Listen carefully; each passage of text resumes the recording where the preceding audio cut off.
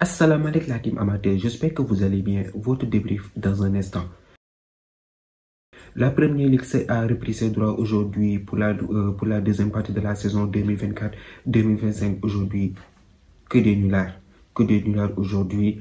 On va commencer par qui? On va commencer par le dernier match, c'est-à-dire Arsenal. Arsenal aujourd'hui qui est l'un des, peut-être des outsiders qui peut concurrencer Liverpool cette saison pour aller chercher le titre. Aujourd'hui, ils ont calé face à une équipe de Brighton. Je pense que les hommes de Mikel Arteta avaient largement la situation en main pour pouvoir marquer ce deuxième but et se mettre à l'abri et encaisser les 3 points. Aujourd'hui, ils ont fait le déplacement pour rentrer chez eux avec 1 point. Parce que cette équipe de Brighton, en deuxième mi-temps, ils ont joué et ils ont saisi une opportunité. Ils ont eu un penalty.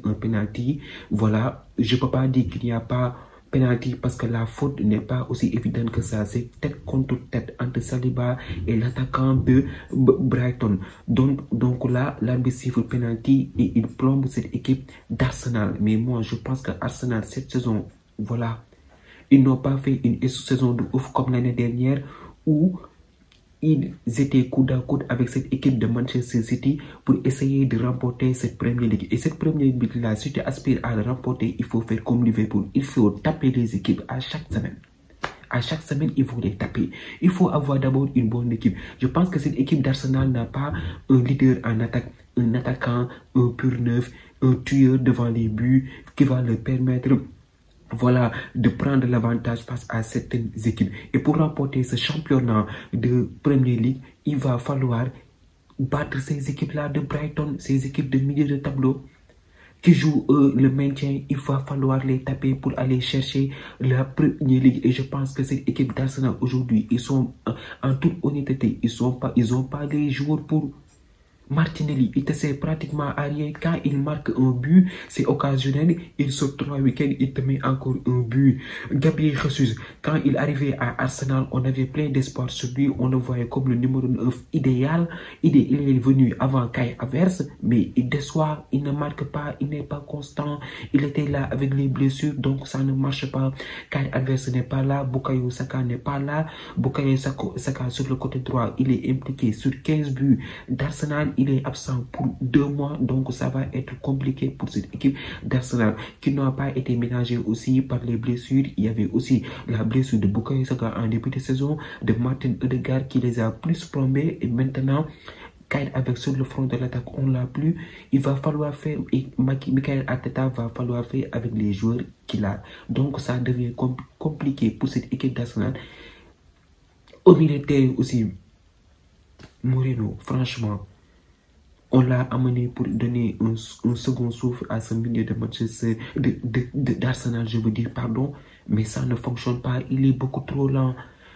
Les transitions, c'est lent. Une demi-seconde, tu perds, l'action se gâte. Normalement, cette équipe d'Arsenal, aujourd'hui, ils devaient venir à Brighton et les taper. Ils ont eu beaucoup d'occasions pour marquer ce deuxième but là. Mais si sur le côté tu as des joueurs, voilà, qui ne sont pas au top de leur forme actuellement, ça devient compliqué. Ils ont accroché un match nul. Donc voilà, je pense que cette équipe d'Arsenal aujourd'hui, il avait les armes pour au moins repartir, même si c'est avec un but d'écart, repartir avec les 3 points pour garder le contact sur Liverpool. Mais voilà, ils ont laissé des points précieux qui vont s'envoler pour le reste de la saison. Et Liverpool demain, je pense qu'ils vont essayer de concrétiser cette aubaine. Parce que je signale que aussi de l'autre côté, même si cette équipe d'Arsenal, voilà, ils ont perdu des points PC à la course au titre. Équipe d'Arsenal qui est, je pense, à sa 3e saison où ils veulent rencontrer la Première Ligue. Mais c'est compliqué. L'année dernière et l'année d'avant, ils ont eu la chance. Manchester City les a rattrapés l'année dernière. Voilà, ils ont eu des erreurs qui leur ont coûté cher. Et cette saison, ça ne marche pas. Mikel Arteta avait dit objectif 114 points. Pour l'instant, objectif, même pas les 90 points. C'est compliqué. En tout cas, ils se sont fait accrocher sur la pelouse de Brighton. Une équipe de Brighton qui a réagi en deuxième période.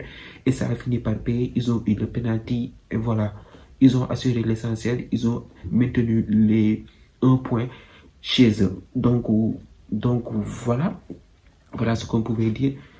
Et si tu regardes bien, regarde les statistiques, si tu regardes bien, hein, un spectacle goal. Arsenal les surpasse légèrement, je peux dire. Mais voilà, la réalité du football en est tout autre. Ils sont repartis avec un point. De l'autre côté, voilà, Tottenham aussi qui a perdu sur sa pelouse face à Newcastle. Tottenham, voilà une équipe qui ne veut pas progresser. Moi, je me demande chaque année, Tottenham, il joue quoi? Il joue quoi? Tottenham, il joue pas la coupe. Tottenham, il joue pas la coupe de la Ligue. Tottenham, il joue pas le championnat. Même une qualification en Ligue des Champions, Tottenham ne joue pas. Moi, voilà une équipe qui n'a pas d'ambition, qui veut pas gagner quelque chose dans une saison. Ils ont perdu encore chez eux. Ils sont en crise. Ils ont la tête sous l'eau. Newcastle les a tapés. Newcastle aujourd'hui est venu sur le pelouse, il les a tapés. Et pourtant, ils avaient fait un bon début de rencontre. Solanke qui vient, qui marque sur une superbe frappe. Même pas une minute, je vous dis, à la 7e minute du jeu, déjà, ils n'ont pas les joueurs qui sont assez forts techniquement pour pouvoir sortir le ballon tranquillement. Et ils se sont fait avoir un pressing sur Sarr, par Matar Sarr, ils perdent la balle et Gordon s'en charge, il fusille tranquillement le gardien de Austin, il le fusille carrément sur une balle croisée 1-1. Cette équipe de Newcastle, ce sont des bandits. Ils sont allés à Manchester United, ils ont gagné là-bas. Ces temps-ci, je pense qu'ils ont, c'est le deuxième match d'affilée à l'extérieur, ils ont encore gagné.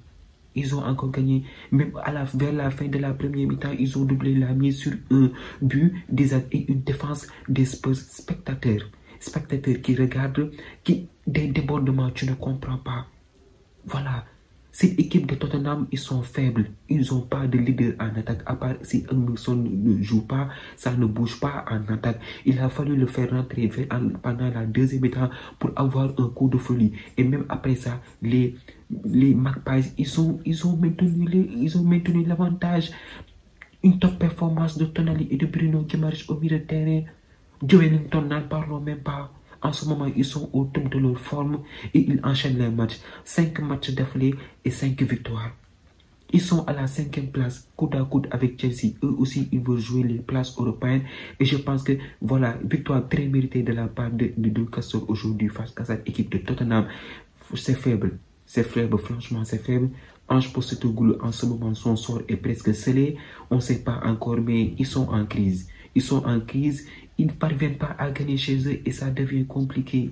Ils sont presque au milieu du tableau. Ils vont bientôt aller rejoindre Manchester United.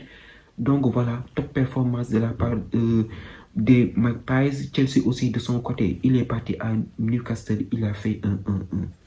Il a fait 1-1-1. Il y a quelques semaines, les Blues de Chelsea étaient deuxièmes.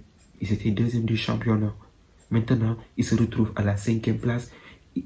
Ils avaient 2 matchs de défaite en 2 semaines. Rappelons qu'ils se sont fait battre par Fulham chez eux à Stamford Bridge sur le score de 2-1. Aujourd'hui, ils accrochent le match nul. Et un match encore une fois qu'ils auraient pu gagner. Ils devaient gagner ce match aujourd'hui face à Crystal Palace. Une bonne entame avec un Cole Palmer toujours décisif. Il marque ce premier but et donne l'avantage à Chelsea. Mais Chelsea, si tu regardes bien les spectacles, normalement, il devait marquer plus. Il devait marquer plus. Nicolas Jackson, s'il vous plaît. Le boy, tu le parles, il se fâche. Il rate des occasions, tu le parles, il se fâche. Il est là sur les réseaux sociaux à nous emmerder, à taguer les gens, à dire ouais, on travaille, je sais pas, les Africains, je sais pas quoi. Il se fâche, mais il ne marque pas aujourd'hui 3 actions. Normalement, Chelsea, il devait gagner sur le score de 4-1. Si Nicolas Jackson avait mis un triplé, il n'a pas la lucidité devant les buts, tu comprends pas. Normalement, il devait marquer ce but. Ce but, une erreur défensive de la part de Crystal Palace, il récupère la balle. Normalement, il devait prendre son temps et croiser tranquillement le ballon au fond des filets, mais encore il rate. En première période, il a arrêté 2 occasions. La troisième occasion, normalement, en deuxième mi-temps, il devait claquer ce but. Il devait le claquer et si tu parles, il se fâche. Tu comprends pas. Nicolas Jackson, on attend à ce que tu sois plus décisif. Pour l'instant, tu as 9 buts, mais tu peux en faire plus. Il faut travailler les tirs à l'entraînement. Il faut travailler les tirs. Pedro Neto aussi, normalement, il devait marquer un but lui aussi. Il devait marquer un but. La passe qu'il a fait à Cole Palmer en première période, ça devrait être but. C'était des actions auxquelles Chelsea devait se débrouiller pour marquer le but qui leur aurait été mis à l'abri. Et sur une erreur défensive en deuxième période, Ismaïla Sarr, qui est très en forme actuellement du côté de Crystal Palace, il enchaîne les très bonnes performances. Il donne à Eze une passe en retrait pour Mateta. Et Mateta marque le but de l'égalisation en toute fin de match. C'est pas sérieux. Ils se sont fait reprendre en fin de match. Normalement, ce sont des 3 points qui le tendaient les bras. 12 tirs, je vous dis, pour Chelsea. 12. Et ils n'ont marqué qu'un but. C'est pas sérieux. Cole Palmer, il a été sensationnel aujourd'hui. Voilà. Jadon Sancho sur son côté gauche aussi. Voilà, il a fait la passe à Cole Palmer qui a permis à Chelsea de prendre l'avantage. Mais sur une erreur très bête, sur des largesses défensives, ils ont laissé échapper les 3 points. En tout cas, voilà, des contre-performances aujourd'hui de la part des poursuivants de Liverpool. Un seul rescapé aujourd'hui, c'est Manchester City. Ils retrouvent de la confiance maintenant. Ils ont entamé 2024 avec 4 buts à 1 chez eux aujourd'hui face à West Ham. Et je pense que West Ham leur a fait un match cadeau. Un match cadeau, je vous dis, tu comprends pas. Eux aussi, tu comprends pas ce qu'ils veulent. Ils jouent quoi? West Ham. 4-1. Ils ont donné des ballons cadeaux à Manchester City. Et je pense qu'aujourd'hui, l'homme du match du côté de Manchester City, et c'est Savigno. Depuis le début de la saison, on était là à le voir comme le remplaçant idéal de Riyad Mahrez. En début de saison, on l'a vu avec Chelsea. Il a fait un match référent. On se demandait c'est qui ce boy. Et enfin, il est décisif. Aujourd'hui, il fait 2 passes décisives et 1 but. Il a fait un match sensationnel, un match exceptionnel. Erling Haaland aujourd'hui a marqué un doublé. C'est très bien pour la confiance. On sent que cette équipe de Manchester City est en train de retrouver ses automatismes. Et ça, c'est pas bon pour la Premier League. On connaît bien cette équipe de Manchester City. Ils sont capables de venir et de battre tout le monde jusqu'à la fin de la saison et remporter le championnat. Même si Bernardo Silva a dit que le championnat est mort, il faut toujours se méfier de Manchester City. On ne sait jamais.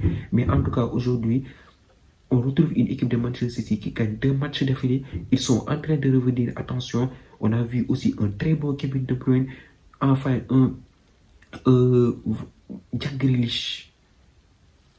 45 matchs dans l'année 24, il n'a pas marqué. Même Phil Foden, il a marqué son premier but aujourd'hui. Jack Grealish, ça devient compliqué. Le Jack Grealish de l'Aston Villa, on ne le voit plus. Mais voilà, City est resté décisif aujourd'hui, même s'il y a eu des largesses défensives et des problèmes en défense. Il y a toujours des problèmes en défense du côté de Manchester City.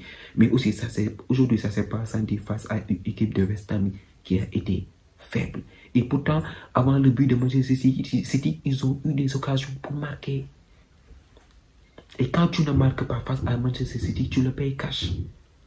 Donc, victoire logique de la part de cette équipe de Manchester City, qui prennent 3 points à domicile sur un score écrasant de 4 buts à 1 en attendant demain le match de Liverpool contre Manchester United.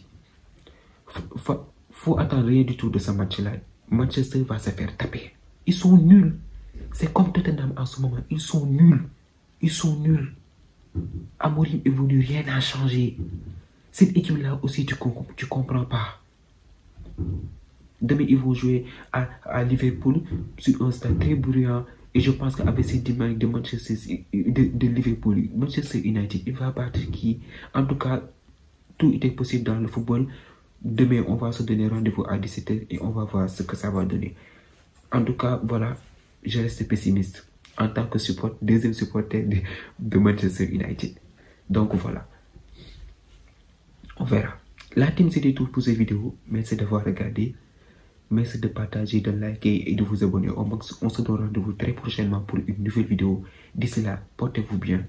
Ciao.